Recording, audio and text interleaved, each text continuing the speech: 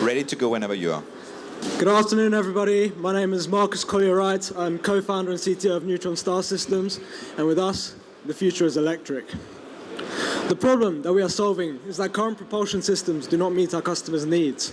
They are limited in their operational power and range, and they rely on expensive and rare propellants.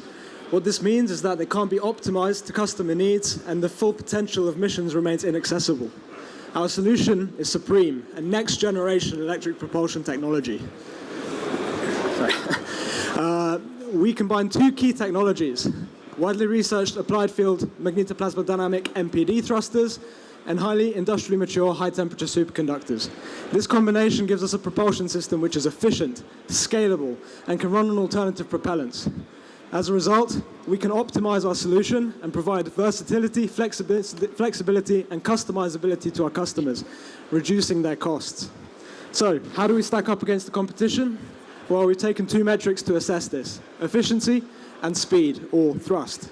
Hall effect thrusters are a status quo system which offer a relatively high thrust at a relatively low efficiency. On the other hand, gridded iron thrusters are much more efficient but offer a lower thrust.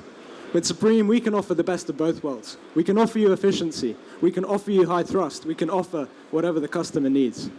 This is thanks to our 5 key competitive advantages. Firstly, we have a wide propellant flexibility, allowing us to operate on alternative propellants such as argon and ammonia, which are 2 orders of magnitude cheaper than the status quo of xenon. This also opens up new system architectures for chemical and electric hybrid propulsion systems, which are much simpler and cheaper than before. Our technology is simple, it's robust, and it's reliable. It's backed by over 60 years of research heritage in 6 different countries around the world. It's scalable. We can scale up to higher powers with minimal mass and volume penalties. And in fact, we can scale this technology over a wider range of power classes than any of our competitors. And finally, it's throttleable, which means we can operate over a wide range of conditions, making us suitable to almost any mission application, and allowing us to optimize orbital transfers, which translates to cost and propellant savings. These competitive advantages allow us to offer a unique proposition for a wide range of missions, and these form the basis of our vision. Our near-term market entry scenarios are providing propulsion systems for small satellites and constellations and for geocommunication satellites. And we also see that we can enable multi-use servicing vehicles for applications such as debris removal and decommissioning, orbit raising, satellite refueling, and satellite maintenance.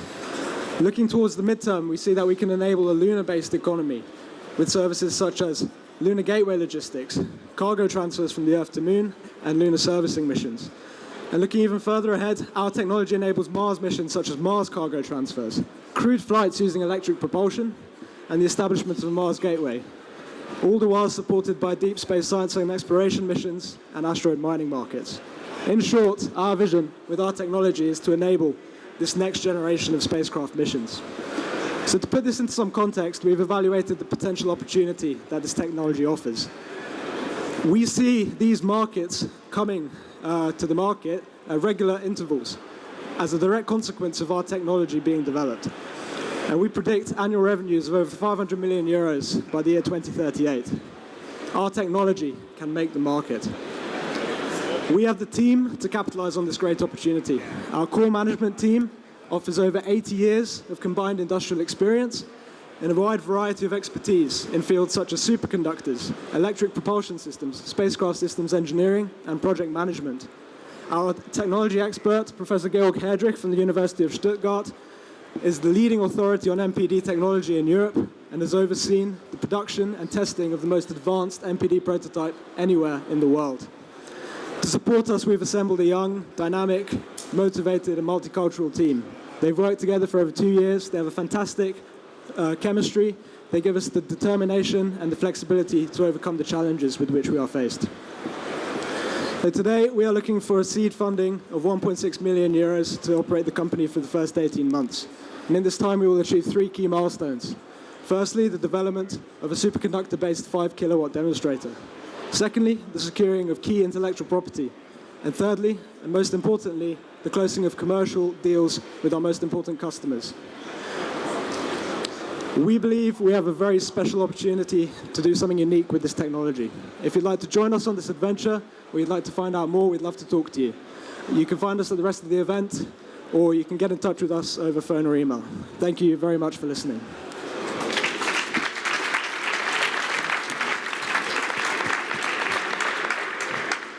This is quite incredible. I'm not joking. This was on the spot, 5 minutes, like on the second. Quite impressive. Really impressive. I'm looking for impressive questions now. Yes. Hello, just one question. When's your first demonstrator in space going to be? So when can we start using your technology? We aim to achieve flight proficiency by 2024. 2024, okay. Yeah.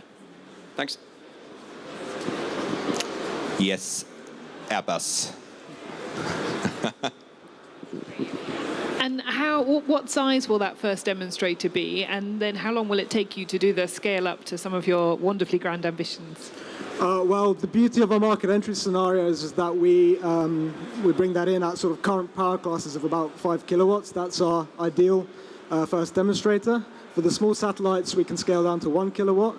The demonstrator with the superconductor will be a 5 kilowatt model. That will allow us to approach our market entry scenarios. And then in terms of the scaling up, we see that we can go to higher power classes such as 20 kilowatts within 2 years after that first demonstration, and 100 kilowatts by 2030. That's our roadmap. Sounds like a plan. Any more questions relating to the prototype? Yes, one more. There is... many questions here from us. So, what's the smallest satellite you're aiming for to place this in? I think this was also the question from Elizabeth. What's the size of the satellite you need to put in, or how much space does it actually need? So a 1 kilowatt model, including PPU, would weigh about 15 kilograms, which makes it suitable to satellite payload sizes of about 150 kilos. Especially for small satellites, we see the hybrid propulsion system as one of our key offerings. This is because we can operate on propellants which are used by chemical systems, such as ammonia, nitrogen, hydrogen. And this means we can offer hybrid systems with a consolidated single propellant line. You don't need 2 propellant systems, you don't need 2 propellant tanks. We're the only technology that can offer operation on this propellant and specific impulses above 2,000 seconds. Okay, thanks. Any more questions?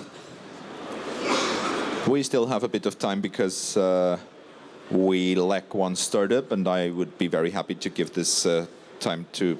Okay, we'll switch basically, I still want to mention Ran Padel from Spin, as I already communicated in the opening words. He can't be here for technical reasons, but his application here is very appreciated, as much as your contribution. Yeah, thank you so much for your pitch. Thank you.